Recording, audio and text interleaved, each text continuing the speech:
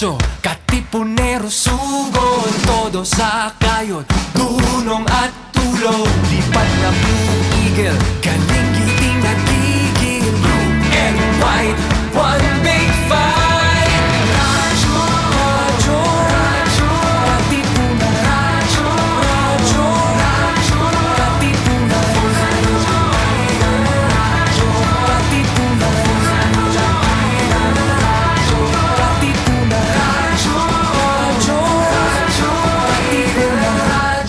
katipunan. The voice of the Blue Eagle, Radyo Katipunan, 87.9. Radyo, radyo, radyo, radyo, radyo, radyo, radyo, Katipunan, radyo, Katipunan, radyo, Katipunan, radyo, radyo, radyo, Katipunan, radyo, Katipunan. The voice of the Blue Eagle, kami di mapipigil sa pagbabalitang tumpak at tama. Buhay atin sa loob, sa labas ng eskwela, ating ibibida lahat ng eskwela. Radyo, radyo, radyo, Katipunan. Radyo, radyo, radyo, Katipunan. Radyo, radyo, Katipunan. Radyo, Katipunan. Kawan ni Ignacio, katipunero, sugod, todo sa kayod, tulong at tulong. Lipat na Blue Eagle, galing giting at tigil. Blue and white, one big fight. Radyo, radyo, radyo, Katipunan. Radyo, radyo, radyo, Katipunan. Radyo, Katipunan.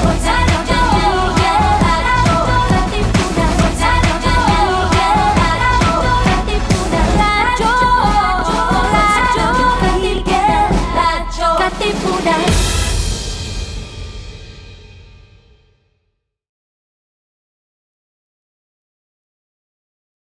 Palalimin ang kamalayan sa mga isyong napapanahon. Makisangkot at makiisa kasama ang Simbahang Lingkod ng Bayan, ang socio-political apostolate ng Kapisanan ni Hesus. Ito ang Kuwentuhang Bayan mula alas 11 ng umaga tuwing Biyernes dito lang sa Radyo Katipunan 87.9 FM.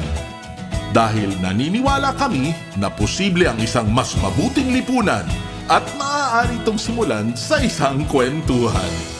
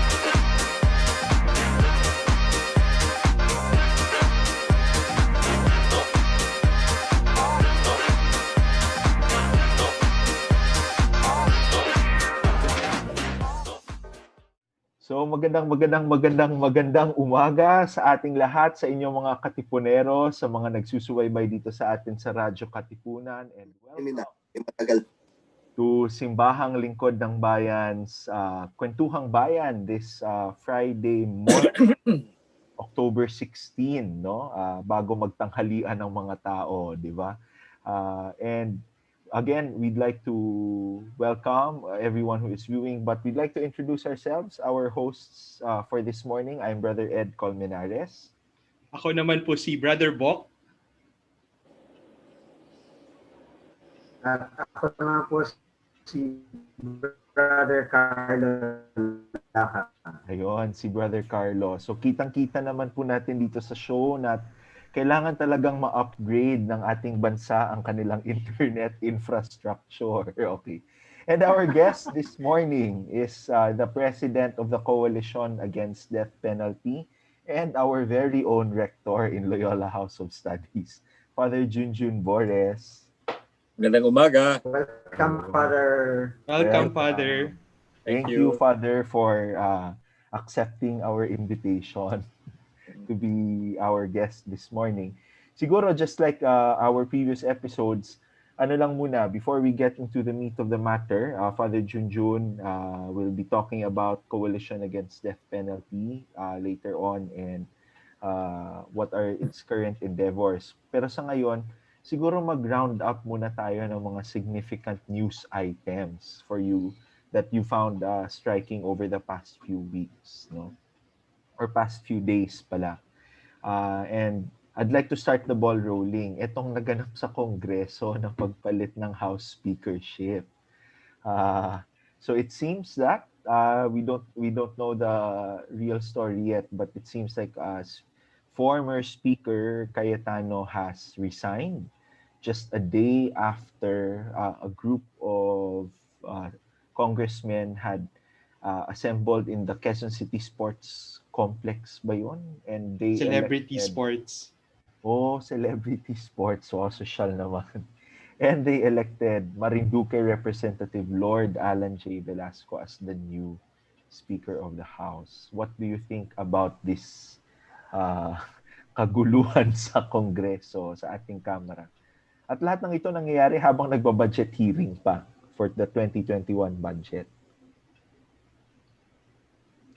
I guess, no, parang the President again intervened, no, to fix the trouble in Congress. Opo. Ako personally, my interest is that politics is set aside and that the Congress can really focus on passing the budget. We've known how Congress can really be very politicized.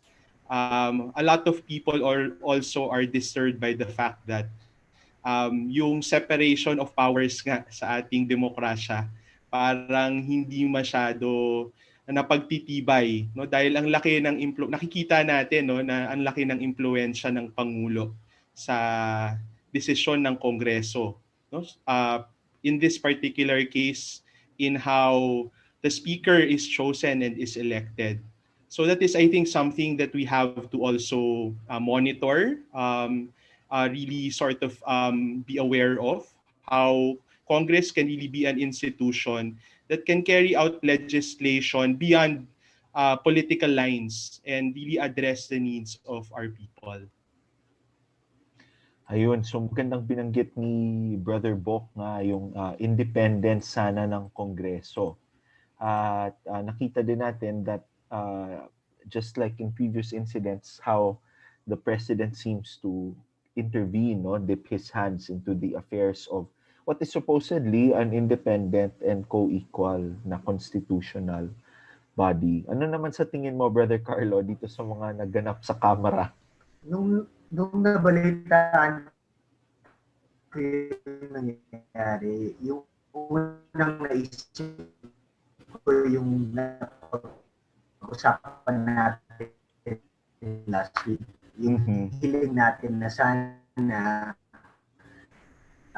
matutukan ng ating mga congressmen, mga kababayan, lalong-lalo na ngayon, na ang daming mga kailangang tutukan na mga programa. Dahil din sa paraan ng paglalarawan ko na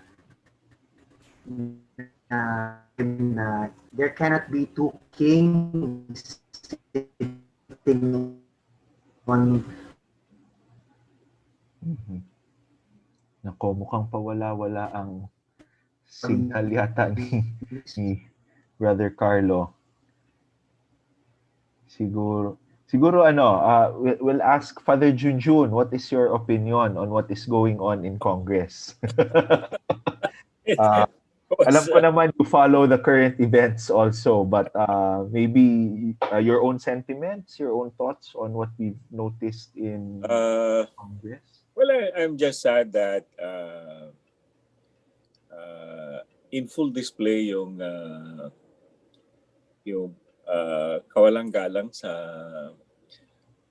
mga tuntunin natin sa saligang batas.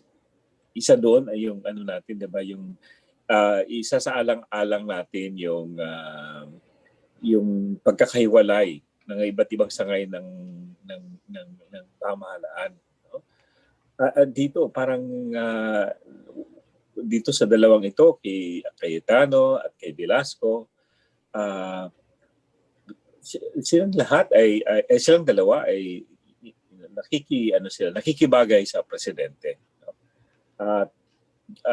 I think this kind of dispositions and discontinuous and they're nonchalant about their loyalty to the president, that you wonder really about the state of independence of the House.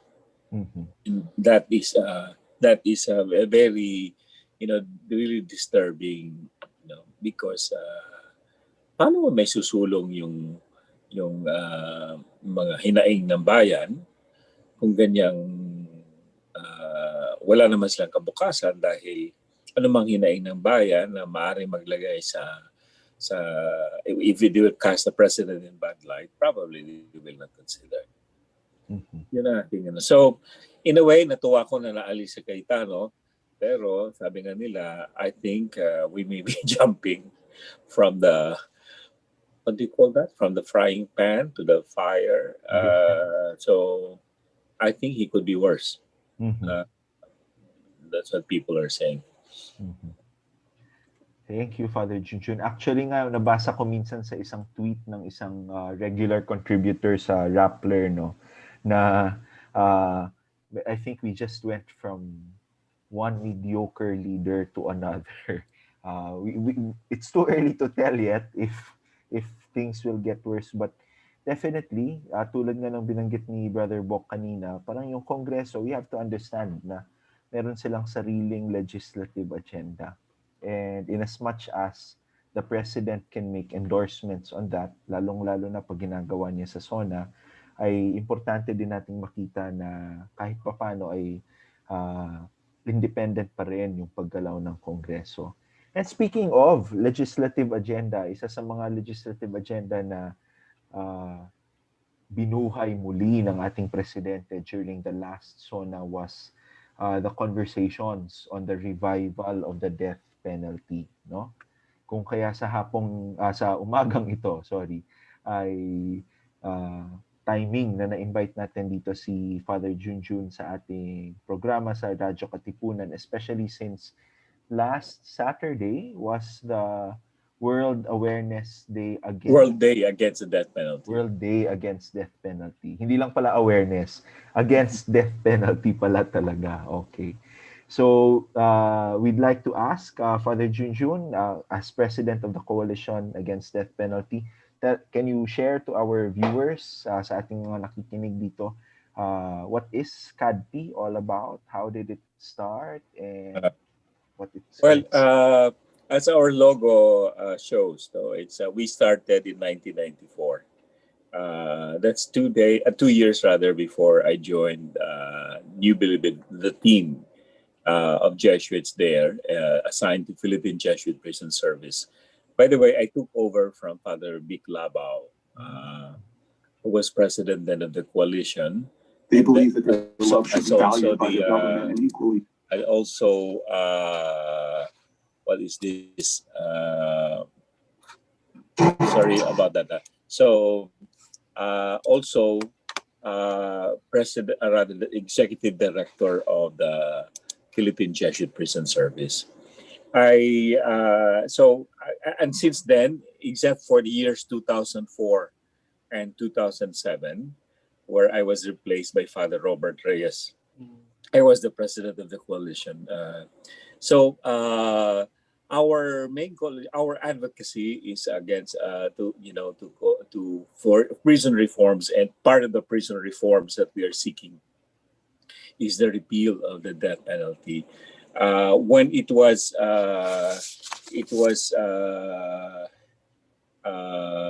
around 1992, I believe, when tama ba, Bok? No, it was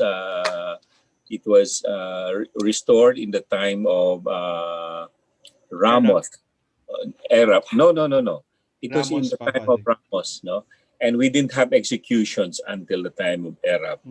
So we've been campaigning against the death penalty. So we try to organize our group. It's not just prison volunteers, but church, also some church personalities. We tried also to organize the inmates in death row, which they call themselves Alis DR, Alis Death Row, and also the families of death row. So meron kaming grupo na inorganize namin itong mga family, and we train them for lobbying. So we came very close, I think twice, to the floor to deliberate, and each time we would be kicked out because of another issue, and so we would begin again our campaigns. So finally, in 2006, this is going fast forward. 2006, I was not around. I was abroad. GMA signed the bill, rather the law that would repeal the death penalty. She was on her way to the Vatican, and that was some sort of her gift to the Pope. That and there's a kind of it's a prestigious circle that you join in. I don't know. I think San Egidio, they say that. I don't know where it is, but there's a place there where some lamps are lighted, to indicate the number of nations that had abolished the death penalty. So, so we regained our moral standing in the world. So, even though it was really a political on the side of GMA, but in fairness to her, until now, she has remained in her steadfast that that death penalty should be abolished. So since this last SONA of the President Duterte announcing the restoration of the death penalty, he practically resurrected us. Kasi, although there had been movements already, Pacquiao had been creating movements in the Senate with Senator Batoder, about restoring the death penalty. Their directions were confirmed with the president's announcement of his desire to restore the death penalty, at least for drug offenses. So we are back in action because of that. So right now we're because we are recasting our theme, not just about how impractical the death penalty is, how at least the studies that we have around made available would show you that it is not really a deterrent to crime. There have been many studies available. And also, of course, from moral. And recently, the Pope had said, and this will have profound impact on our catechism, had said that the death penalty is inadmissible. Okay, when the previous popes had a slight opening for the application of the death penalty, now the door is shut. So we're trying to recast our messaging about the death penalty. So we'd like to focus on second chances. It is more related to our twin goal of pursuing really restorative justice to replace the punitive justice that we have. So we'd like to build up the theme of second chances. So the videos that we are producing, that the first one will be released on October 19 all the way to December, we would be featuring this theme. We'll touch this theme on second chances. Yun. Thank you, Father Junjun. And Hello? speaking of second chances. Ayan, may second chance si Brother Carlo. Nakabalik na. Nakabalik na Kasama siya. na natin ulit. Oo, ayan. Welcome back, Brother Salamat po. Carlo. Nakahanap si Brother Naputo lang Carlo. po kasi medyo mahina yung connection. Pasensya na. Ayun, sige. Ano naman yan? Isang problema yung nararanasan natin dito sa ating buong bansa. Okay. Si Brother Bok maybe has something to share Actually, or Ed, to ask from Una, napakalalim ng ugnayan ni Mhm. Father Junjun, no, sa advokasiyang ito ng death penalty. Naikikwento niya yung maraming taon ng kanyang pagiging pare, ang paglilingkod, no, sa pagitan na rin, sa pamamagitan na rin ng ating Jesuit Prison Service, no, sa PJPS, sa Philippine Jesuit Prison Service sa Muntinlupa. At nakita natin doon kung paano sinamahan ni Father Junjun yung mga naging naging bahagi ng death row nung mga panahon na yon. Siguro, Father, baka you can also share about those personal experiences, yung naantig talaga yung puso ninyo nung nakilala ninyo yung mga naging biktima nito, mga nakasama doon sa death row, yung mga hindi pinalad na mabigyan ng pardon noong mga panahon na yon. Ano ba yung karanasan na yon na you were a witness, no, to some of them being executed? Okay. Naghang yata si Bok. Sige lang. So nabanggit ko na na-assign ako doon taong 1996. Dapat sana pastoral year lang, so 1 taon.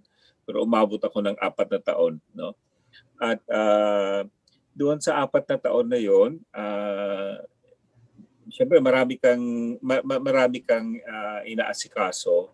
At isa lang doon yung aking advokasya against the death penalty, no? So I was spending most of my time sa maximum kasi nandoon yung death row.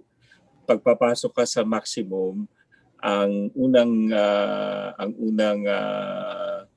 building na makikita mo ay yung building na kung saan nandoon yung mga death row inmates. About at that time when I was there, more than 1,000. Yung building na kasya lamang mga 200 people ay nilagyan nila ng mahigit 1,000, no? At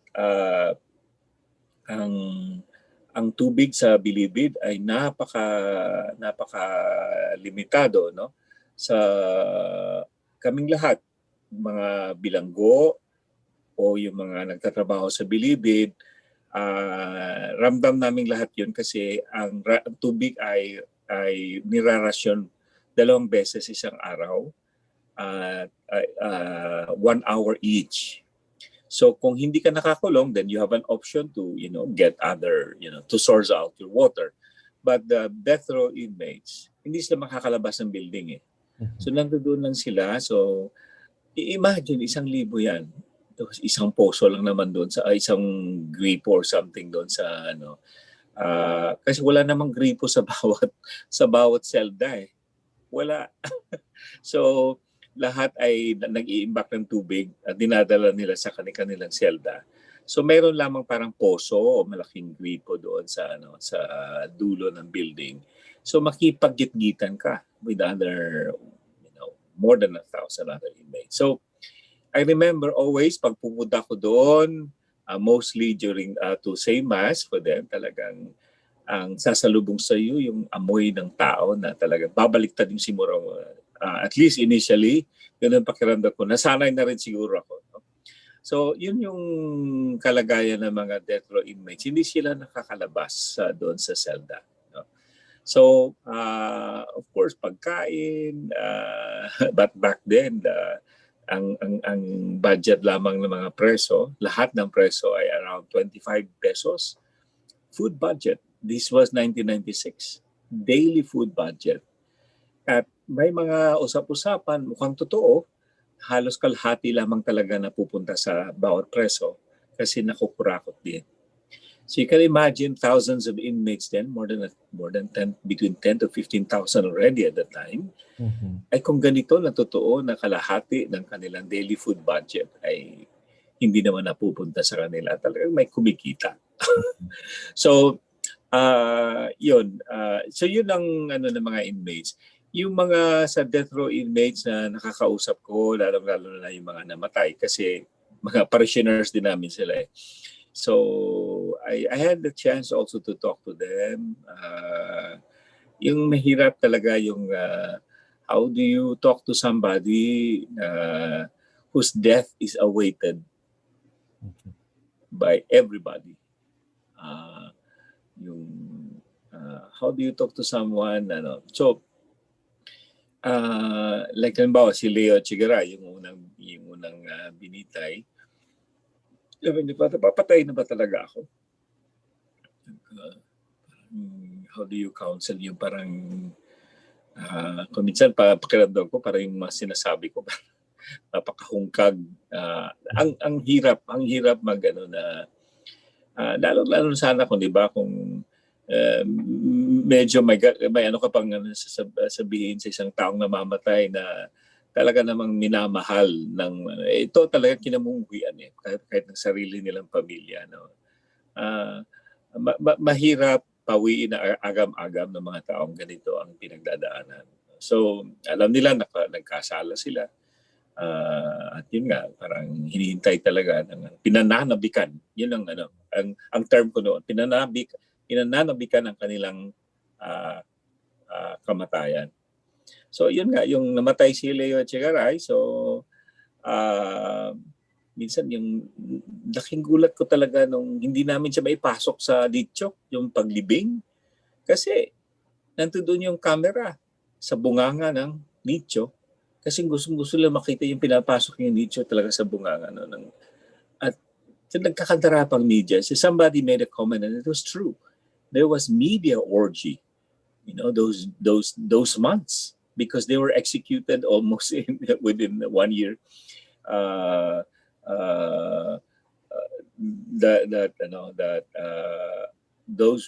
While those executions were taking place, it was really obsession of the media about, and I could see how I recall, for example, after the guy is put to death, wala nang pakialam ang gobyerno because meron silang batas daw that no help should be extended lest it be interpreted as glorification of a convict. So nobody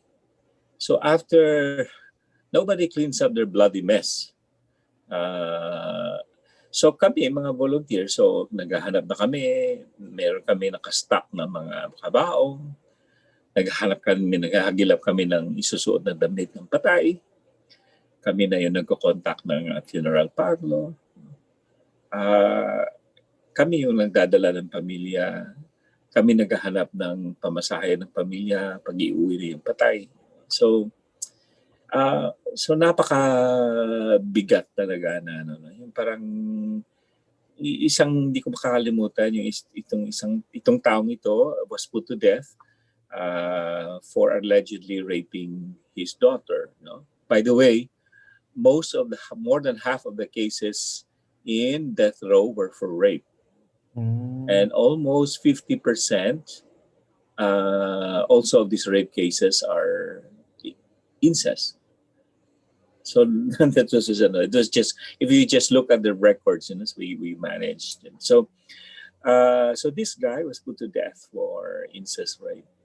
And when he was kababayan ko pa naman, taga Cagayan de Oro. So when he was put to death, so nobody in the family had been visiting him except the mother. So when he was put to death, and so the body was nadala na doon sa funeraria, and we were busy attending to other things. So pagdating namin sa funeraria, nakita namin itong matandang ito, itong babaeng ito na siya nakaupo katabi ng kabaong ng anak niya. Tahimik lang. There was nobody.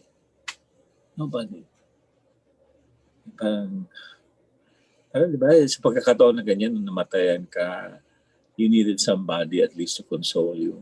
Mhm. Where do you get that when people ask for the death of your son? So it was really heartbreaking. Yeah, so ganun ang aming kalagayan yun. Just to answer, Bok.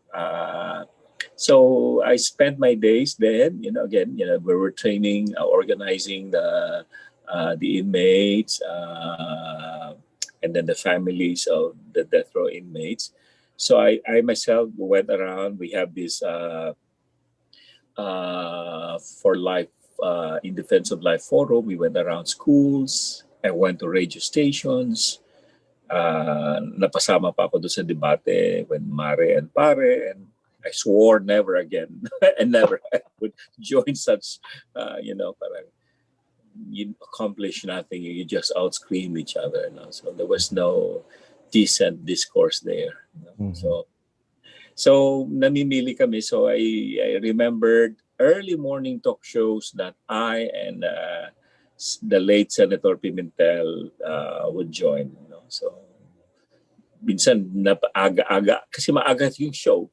Pagdating namin doon, maaga kami, naka-curlers pa yung host, no? So so gano'n. So, Okay. yun. Ayun, thank you, Father Junjun, no? Grabe, paano ba yan sabihin sa Filipino, but it's such a very moving experience and yet very difficult, knowing that this is the plight of our fellow countrymen, no? Again, not just the ones in death row, but also really people in prisons, persons deprived of liberty. And parang we can really see na it targets the poor, no? Mhm. It's kaya it's anti-poor. Mhm. Mhm. Yeah, May just hirap yung nabibiktima. Mhm. Yeah. So yun lang yung nabanggit mo yan, Bok, no? Yung nandoon ako sa Bilibid, yun, karamihan talaga sila sa kanila mahihirap, no? Yung isa nga, of course, mga iba walang hindi nakakapag-aral. So, naalala ko yung isang inmate na yung binasahan siya ng kanyang sentensya because the proceedings were done in English. Nang binasahan siya kanyang sentensya, wala siyang reaksyon. Mhm.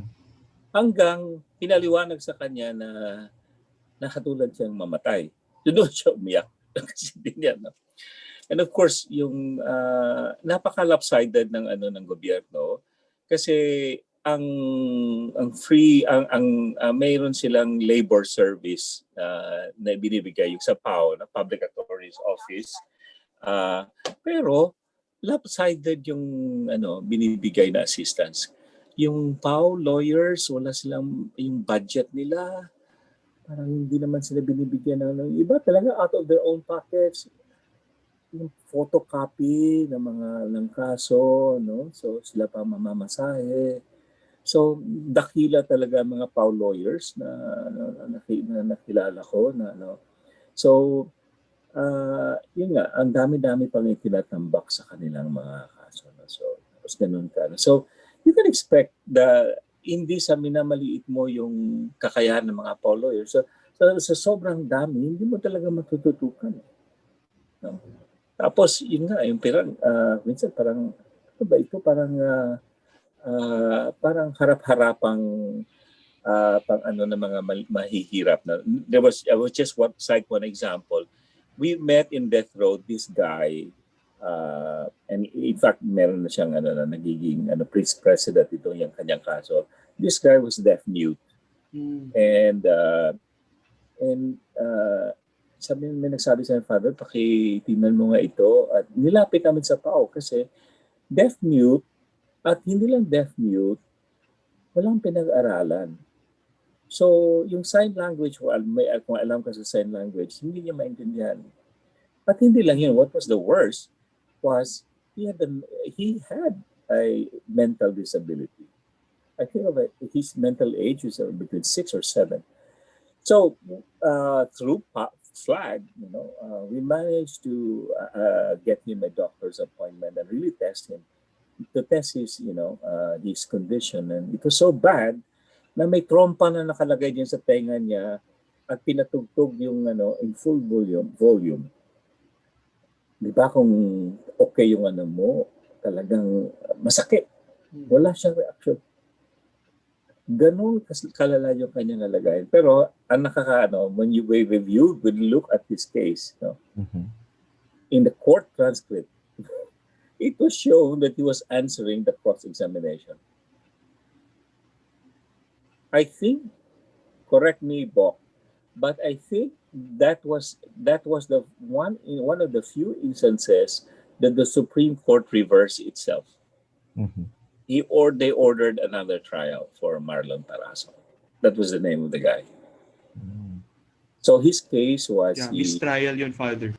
Yeah, his case was he raped and then rape and homicide.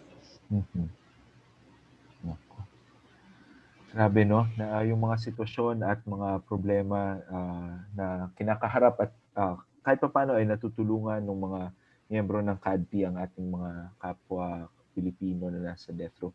Mukhang si Brother Carlo ay may gustong itanong or may comment para kay Father Junjun. Tatango-tango si Carlo. Ang naisip ko lang, napakahalaga na marinig natin yung mga kwentong ito kasi nakapagbibigay mo pa ito sa mga kaso na minsan numero lang yung dating sa atin, diba? Most of the time, we only hear about cases and number of inmates in prisons, but we sometimes fail to realize that there are stories behind cases and stories behind numbers. Kaya napakaganda ng mga binabahagi ni Father Junjun kasi pinapaalala tayo na yung bawat kaso may kwento. At kahit totoong nagkasala yung tao, may kwento bakit nangyari yun at may kwento kung paano niya pinagdudusahan ng kanyang oras sa preso. So ang tanong ko, Father, sa mga taong hindi makaintindihan halimbawa kung bakit nais natin bigyan ng second chance yung mga nasa death row, yung mga taong walang pagkakataong makilala yung mga nasa death row, malaman pa rin ang kwento. Ano kaya yung pwede natin gawin, Father, o ng simbahan, o yung mga taong nag-advocate nito para kahit paano naman mabigyan ng pagkakataon yung mga pro-death na makita na may kwento, may dahilan kung bakit ganito yung ating advokasya. Ito nga yung ginagawa namin ngayon, yung second chances na tema. Nangangalap kami ng mga testimonya ng mga lumaya sa death row, yung mga taong nakasama nila sa preso, mga teachers, at of course personal experiences of victims of crimes like Cherry Pie, who spoke about her journey towards healing. You mentioned something about which I really realized it's a very important point. Madaling pumatay kapag padaling patayin pag walang identity yung isang tao. I think this whole of the government, I'm not just talking about this government, but other governments as well, who have no qualms about killing people in the name of their progress, in the name of whatever, to reduce them to non-entities. So, pag walang mukha, walang storya, hindi mo madaling patayin. So, we kind of bracket ourselves and just lump them together. And there are, things that, we should get rid of. So, kaya yung ko na limang sabi na, bago kayo because unang-una, pag may pinapatay na, ini-execute na, na inmate, kasama kayo doon. The state is killing in your name. In fact, it's using taxpayers' money. So, do not just say na so kaya nga may libro kami noon, Not in My Name, kasi yun nga yung parang we should express ourselves na sa that, because that's what people forget. When the state kills, it kills in your name. So kasama ka doon, may ka doon. So and it helps really to point that out to them. So yun. So ngayon ito yung aming na yung ipakilala na kasi yung mga biktima, paano sila magkakaroon ng healing? Yun yung point ni Cherry Pie. Kasi nung unang bagong-bago pa lang pinatay yung nanay niya, na-offend siya nung tinanong siya ng isang reporter. So Cherry Pie, kasi alam nila si Cherry Pie, devout Catholic, taong simbahan, prison volunteer. Tinanong ba naman siya ng, Cherry Pie, napatawad mo na yung pumatay ng nanay mo?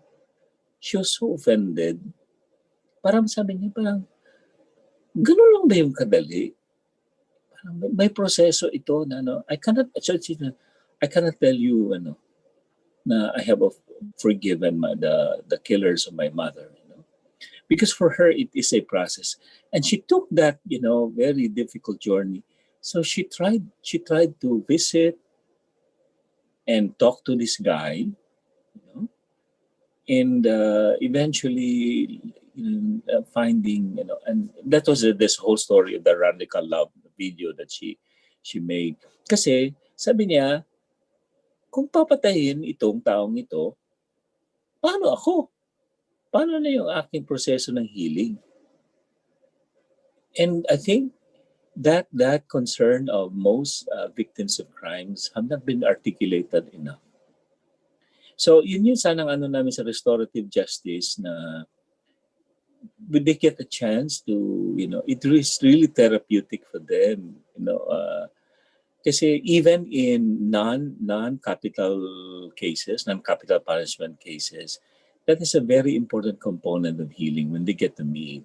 Just to cite you one example, that this happened in the United States, but I think it is also it's something that can say something also for our process here.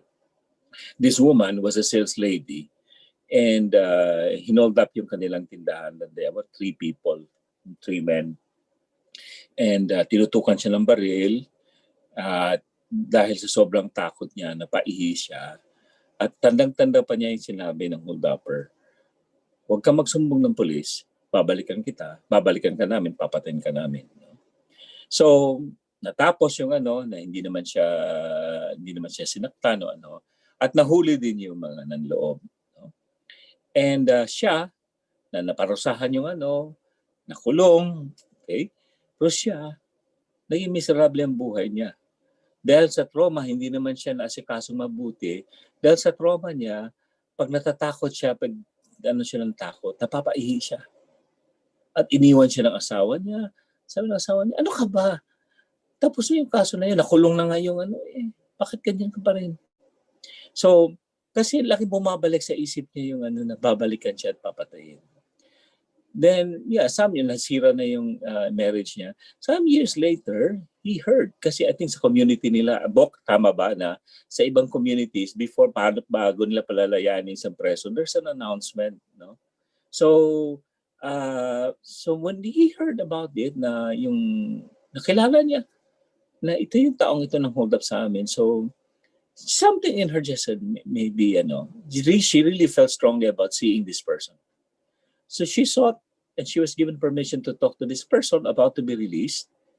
And then, makita siya hindi nga siya nakilala. Sino po kayo, ma'am? Nagpakilala siya, sabi niya, ako yung babae na, and then when she described the event, naalala na lang ko. At humingi siya ng sorry, ma'am, sorry sa nangyari, ganyan. Pero sabi ng babae, nandito ako, may gusto lang akong tanungin sa iyo. And I hope you can answer me truthfully. At that incident, when this gun was stuck to my head, when you hold the gun to my head, you said, you come back and kill me. Totoo ba yun? Then sabi ng ma'am, hindi ba nila sinabi sa inyo, yan talaga sinasabi ng mga hold-uppers. Pero mostly hindi naman talaga nila. When she heard that, she felt so much release and she felt liberated. So imagine that scenario, lumaya na yung kanyang nanakit sa kanya, siya na nanatili pa rin bilanggo ng takot niya.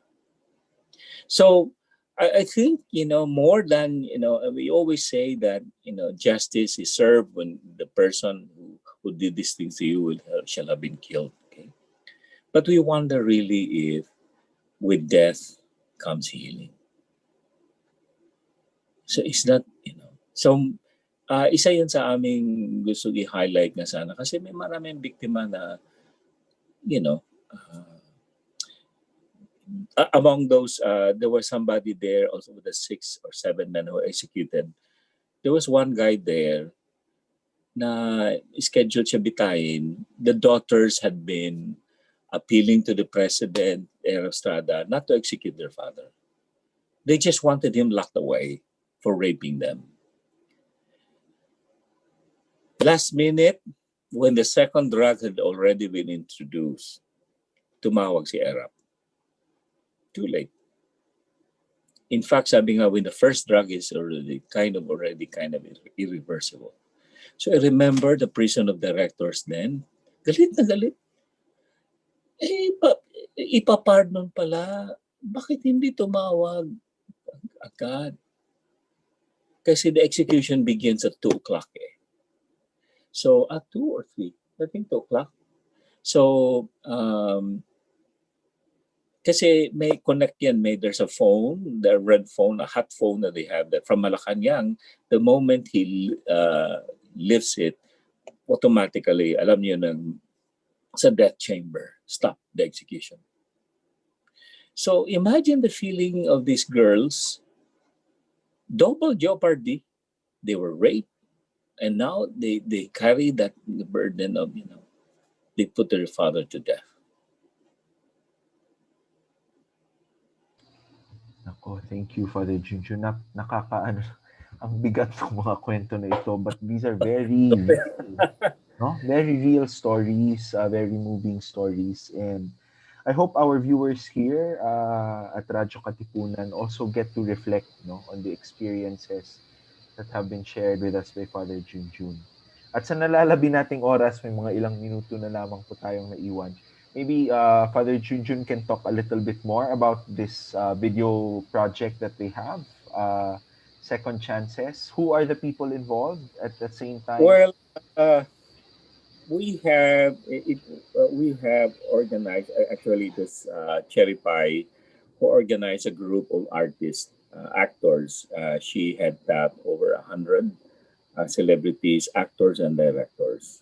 So we're tapping them in these 3-minute videos because our platform would be social media, and we heard that you cannot put in there a video that is more than 3 minutes. So it's a very tricky, very challenging. How do you craft a message like that within 3 minutes? So we'd like to that all these celebrities would appear in the video, okay? And so that is why we have around 6, so that to assure that everyone who signed up for this, or just their pictures or whatever. But we have also top-notch directors. Among them, Tunet Hadaone. Parang that thing called Tadhana. But I think sila Tunet and the other director, I think mga December pa sila. They're quite busy. So, but there were others, or also mostly young directors and very talented. And so we just explained to them that this is the message that we want. Can you develop something? So I'm quite excited. So the first one will be released October 19. So abangan ninyo yung next week na yun, malapit na. Yeah.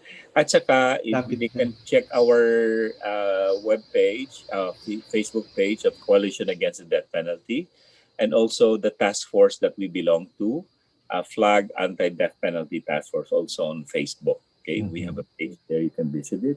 So, so for information about the activities, and also that has been kind of a hub for other anti-death penalty materials. So that is only as far as So we're mapping. We have done our mapping in House of Representatives. Obviously, we cannot win it there. So we only have around mga 70 yata na anti-death penalty champions there. In the Senate, may laban kami, and so lalapitan namin yung ibang so si Senator Coco Pimentel, parang ang balak namin kausapin siya, sulatan, nakasama namin yung tatay niya. Kasi yun yung champion namin doon sa panahon na yun. Sina Nelly Montel, si Frank Drilon, sina Joker Arroyo. So, yun. So, for some pressure, Commissioner Karen Gomez Dumpit and reminded us about our obligation, international obligations, for example, to ICCPR, International Covenant on Civil and Political Rights, and then also to EU, because we entered into a trade agreement with EU, and part of that agreement is a commitment to human rights. And already they're telling that if you do not comply, it will have an effect on there's the term that they use, Bok, about this trade, and I think one of the industries that will be affected by this will be the tuna industry, of which Senator Manny Pacquiao is so sabi namin, ako hinay-hinay kasi yan, matatamaan kasi we entered into this agreement with the EU knowing full well that that's one of their requirements. Yeah. And I think that was part of the resolution na hinain ng ilang mga members ng European Union a few weeks ago, no? Still to make sure that the death penalty will not be restored, among other human rights issues. So we thank again Father Junjun Borres, the president of the Coalition Against Death Penalty. Virtual. Thank you, Father. Salamat, Father. Napakaganda po. Thank you.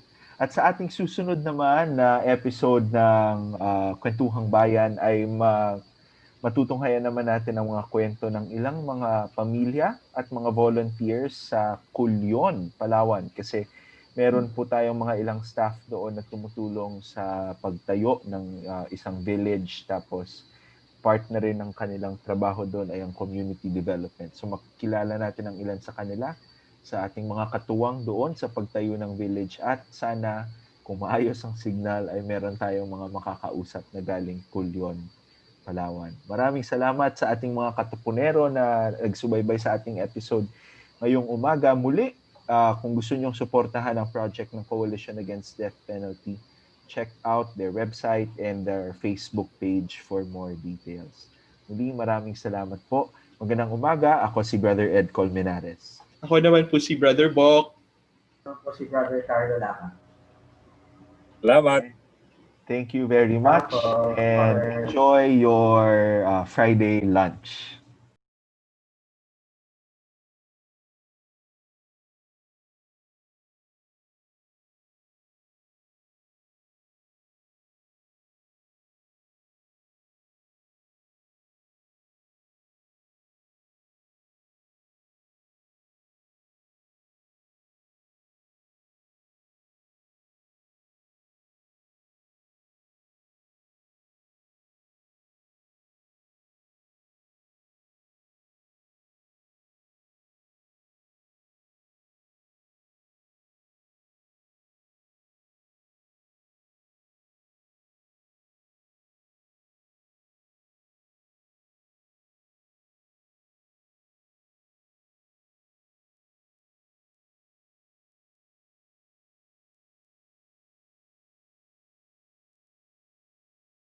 Palalimin ang kamalayan sa mga isyong napapanahon. Makisangkot at makiisa kasama ang Simbahang Lingkod ng Bayan, ang socio-political apostolate ng Kapisanan ni Hesus. Ito ang Kuwentuhang Bayan mula alas 11 ng umaga tuwing Biyernes dito lang sa Radyo Katipunan 87.9 FM. Dahil naniniwala kami na posible ang isang mas mabuting lipunan at maaari itong simulan sa isang kwentuhan.